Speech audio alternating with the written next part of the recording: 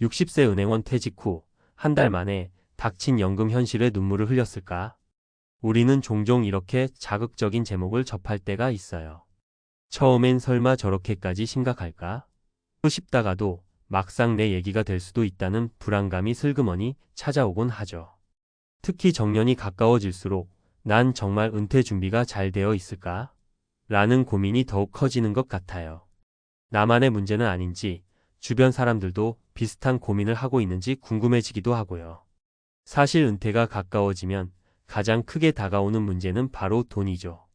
지금까지 직장 생활을 하며 받던 월급이 사라지는 순간 앞으로의 생활비는 어디서 나올까? 국민연금이 어느 정도는 버팀목이 되어줄 것 같았는데 막상 자세히 알아보니 금액이 기대했던 것만 못하고 이런 현실을 접하면 머릿속이 한순간에 하얗게 변해버립니다.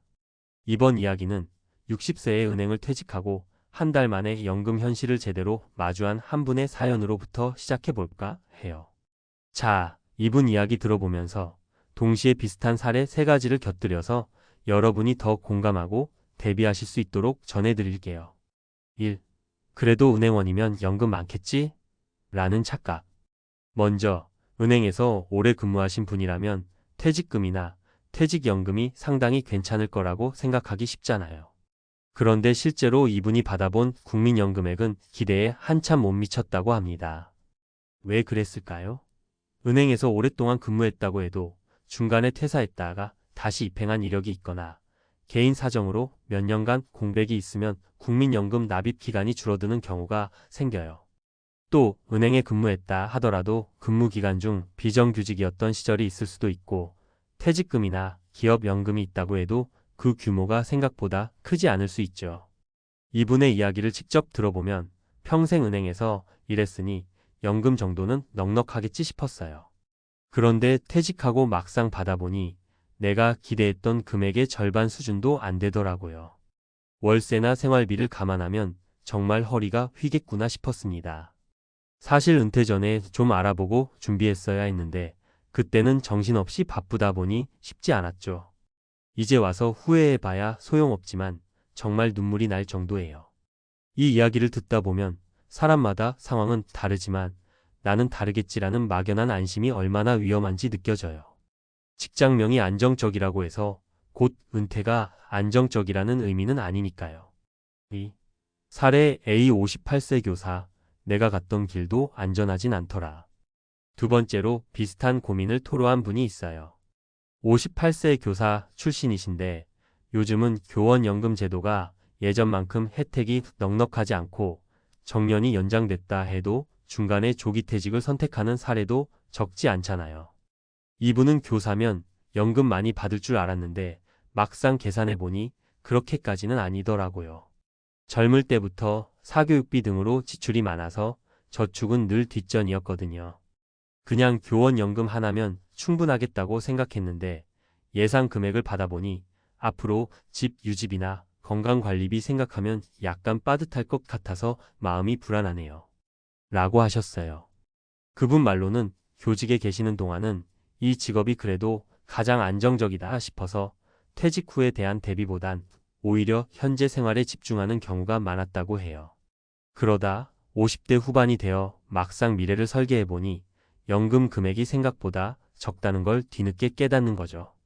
여기에 자녀 교육비가 아직 끝나지 않았거나 자기 자신도 평소에 크게 관심 두지 않았던 건강검진 같은 문제로 지출이 늘어나면 한껏 불안감이 가중될 수밖에 없다고 합니다.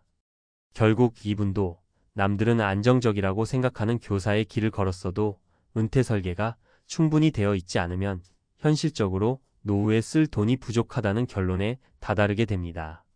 3. 사례 B 61세 자영업자, 한 달 버는 돈이 매달 달라서 준비할 새가 없었어요. 세 번째 사례는 자영업을 오래 하신 61세 남성분 이야기예요. 자영업은 직장 생활처럼 일정하게 국민연금이 공제되는 게 아니라서 스스로 성실히 납부해야 하는데 장사가 잘 될 때는 괜찮다가도 한참 어려우면 국민연금 보험료조차 제때 못 내는 경우가 생기곤 합니다. 이분의 말씀이 가게가 잘 될 때는 이번 달에 좀 남았으니 다음 달에 한꺼번에 내지 뭐 했는데 다음 달에 장사가 안 되면 내기가 더 힘들어지는 악순환이 반복됐어요. 그러다 보니 결국 납입 공백 기간이 꽤 길어졌죠. 라고 해요.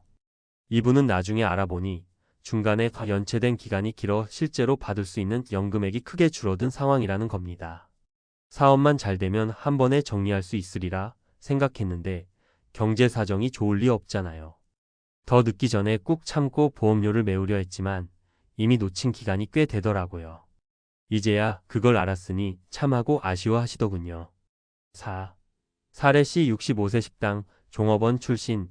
이제 돌이켜보니 좀 더 모아둘 걸 그랬다.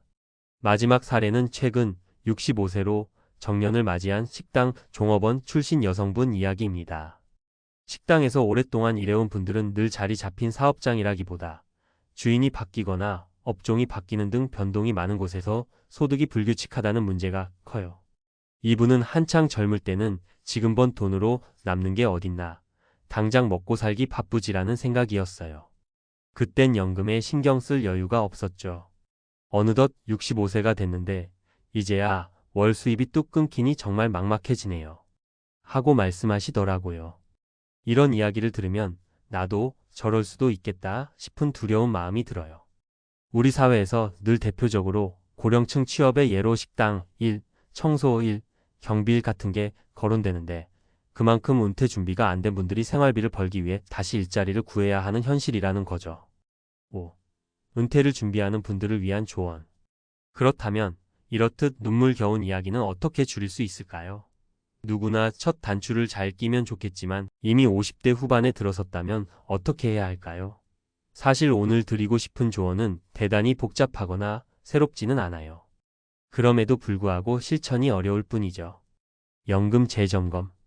지금 당장 내가 받을 국민연금 예상액을 조회해보는 게 첫걸음이에요. 모르는 상태로 에이, 그래도 어느 정도 나오겠지 하고 방치하다가 나중에 크게 당황하는 분들이 정말 많아요. 지금이라도 내 예상 수령액을 알고 부족하다 싶으면 추가 납부나 개인연금 가입을 검토해야 합니다. 부채 조정. 혹시 아직 부채가 있다면 금리를 고려해 최대한 줄여야 해요. 은퇴 후에는 소득이 줄어드는데 부채 상환에 쫓기면 아무리 연금이 있어도 생활이 빠듯해집니다. 생활 패턴 미리 조정. 은퇴 후에는 지출 패턴을 바꾸지 않으면 안 돼요. 예를 들어 퇴직 전에는 매일 커피를 사 마시는 게 당연했다면 은퇴 후에는 지출 전반을 다시 살펴보고 적정선으로 낮추는 노력이 필요합니다. 이건 결코 구두쇠가 되라는 의미가 아니에요. 다만 현금 흐름이 달라졌으니 삶의 우선순위를 재정비하자는 거죠. 재취업 혹은 새로운 일거리 모색. 퇴직 후에도 충분히 일할 수 있다면 일자리를 미리 알아보는 게 좋습니다. 아무리 작아도 고정적으로 들어오는 현금 흐름이 있으면 심리적으로 훨씬 안정이 되거든요. 가족과의 의사소통. 은퇴 후 가족과 생활비를 어떻게 분담할지 혹은 자녀에게 어느 정도 경제적 지원을 해줄 수 있을지 미리 의견을 조율해 두세요. 막상 은퇴하면 당연히 부모님이 도와주실 줄 알았다거나 자식이 도와줄 줄 알았다라는 기대가 어긋나 문제가 생기는 경우가 많거든요. 6. 작지만 현실적인 변화가 필요한 시점. 결국 은퇴라는 건 먼 미래가 아니라 수십 년 직장 생활이 끝나고 나면 누구나 맞닥뜨리는 일상입니다. 준비가 부족하면 은퇴 후의 현실이 생각보다 훨씬 가혹하게 다가올 수밖에 없어요. 은행원이나 교사처럼 겉보기에는 안정적으로 보이는 직업군에서도 이렇게 연금 문제로 고생하시는 분들이 적지 않으니까요. 가장 중요한 건 나도 똑같이 그런 상황에 닥칠 수 있다는 걸 미리 인정하는 거예요. 그래야 비로소 뭔가 행동이라도 하게 되거든요. 남 얘기로만 들을 때는 난 아직 50대 초반이니까 괜찮을 거야. 나는 그래도 어느 정도 모아놨으니 되겠지 이런 식으로 안이하게 넘어가기 쉽잖아요. 하지만 10년, 20년이 생각보다 훅 지나갑니다. 그리고 그 시점에 가면 뒤늦게 알게 된 연금의 현실에 억울하고 서러운 기분이 밀려오는 거죠.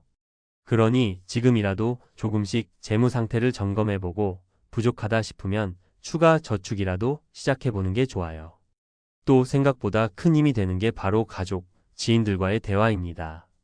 막상 자신이 이런 고민을 하고 있다는 걸 주변에 털어놓으면 예상치 못하게 유용한 정보를 주거나 함께 대안을 모색해 줄 수도 있어요. 혼자 고민하다 보면 더 깊이 우울해지기만 하고 해결책을 찾기 어려우니 주변의 경험담을 적극적으로 들어보길 권합니다. 7. 마무리하며. 오늘은 60세 은행원 퇴직 후 한 달 만에 닥친 연금 현실에 눈물을 흘렸을까? 라는 이야기에서 시작해 비슷한 사례 몇 가지와 함께 은퇴 후 어려움을 겪는 현실을 살펴봤습니다.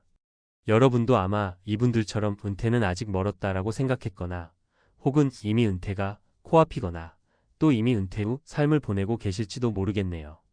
분명 쉬운 문제는 아니에요. 우리 모두가 맞닥뜨릴 수 있는 상당히 무거운 이슈이기도 하고요. 하지만 미리 준비한다면 적어도 은퇴 후에 그런 충격이 덜할 수 있겠죠. 그리고 준비란 거창한 게 아니랍니다. 내 국민연금 예상 수령액이 얼마나 되는지 확인하고 부족하면 조금씩 채워 넣어보는 것. 은퇴 후에 필요한 생활비가 어느 정도인지 계산해보고 일부분이라도 대비해보는 것. 정말 간단한 첫 단계를 시작할 수 있으면 좋겠어요.